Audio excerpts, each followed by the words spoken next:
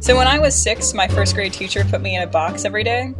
And it's so funny because it's one of those stories that people tell that just sounds fake or like a fever dream. But I kid you not, this actually happened to me.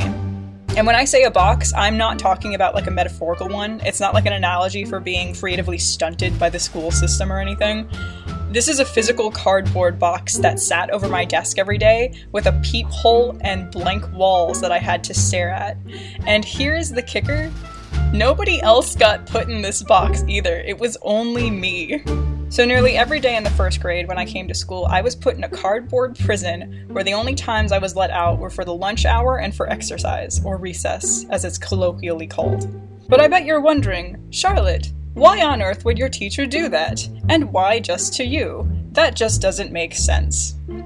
Well, I'll tell you, blissfully innocent viewer. It was because I had the cognitive attention span of a fruit fly, and my poor teacher had no idea what to do about it. You know how when you're a kid, you'd sometimes get lost in your imagination? In your head, you'd fight dragons or fly over a city fighting crime with your superpowers, but in reality, you're just sitting there with a dead-eyed stare and a look that said you were only 1 inch away from being catatonic. That was me, but like, always. I got so bad at staying in the moment that sometimes I'd blink and the entire day passed. I didn't remember any of it. Like, I'd slipped into the future and everything was different, like it was the 1960s Planet of the Apes. Everything was wrong. There are actually huge swaths of my childhood I don't even remember because I just wasn't there. So you can imagine how great my grades were. You see, being able to disassociate from everything around me at the drop of a hat might impress some people, but to my first grade teacher, this was a major problem. See, I went to a small private school when I was little, one that went all the way from preschool to the 12th grade, and Mrs. M was my first introduction to what grade school classes were going to be like. She was a intense woman, very no-nonsense and very focused on stuff. I like to imagine her as sort of like Professor McGonagall from Harry Potter, except I barely remember being in her class because of said brain scrambling, so this is just how I imagine her looking. She had it in her head that the reason I wasn't paying attention in class was because I was lazy or just too distracted, and she'd always got really upset every time I forgot to bring my homework home, because if you don't bring your homework home, does it really exist? But in all seriousness, I never did my homework. Mostly because when the teacher wrote what the homework was on the board, I was busy being a fairy overlord and riding an earthworm into battle somewhere. I don't know. Needless to say, this created some problems. See, we used to have these planners that we were supposed to write all of our homework down in, and then we'd go home to our parents, who were supposed to sign them, and then send us back just to show that we got our homework done correctly and our parents signed off on it. And since I never wrote down my homework, my planner was as empty as my glassy-eyed stare. The saddest part was the fact that every day I genuinely didn't know that there was homework, and I felt so bad when Mrs. M would shame me for it, because I felt like I was stupid, like I didn't belong with the other kids. I was just like, oh no, not again.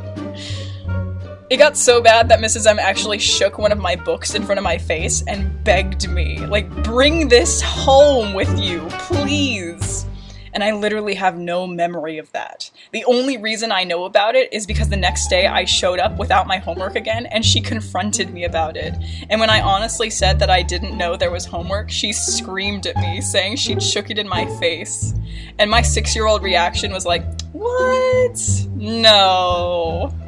And then the entire class turned to me and all nodded like, Charlotte, she did.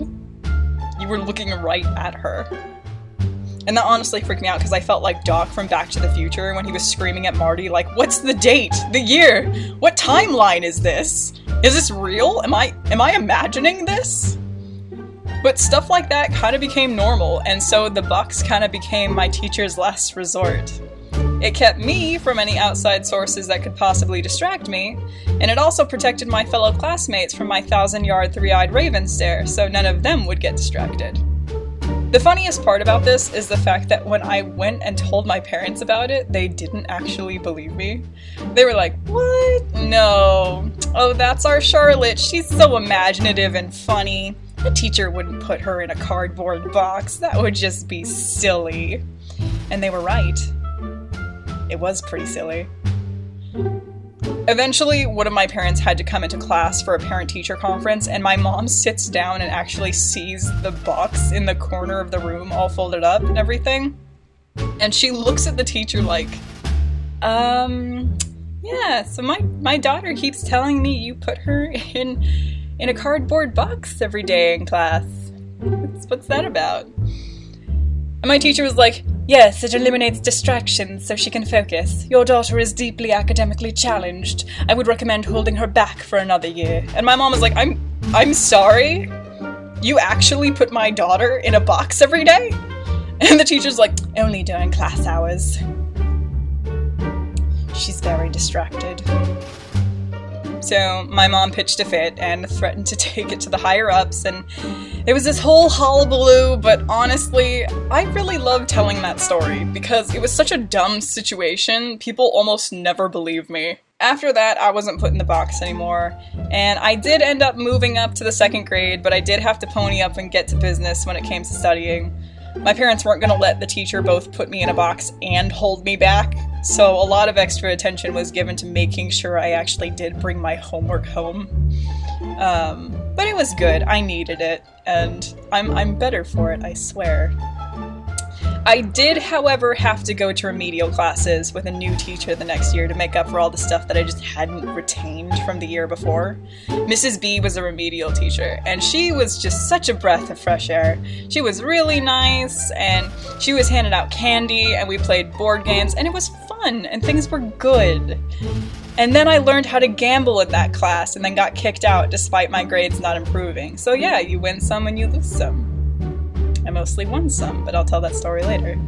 But yeah, that's the story of how I was put in a cardboard box for like almost the entirety of my 1st grade year. And also, why I don't remember most of my 1st grade year. But yeah, fun times, fun times. Anyways, thank you.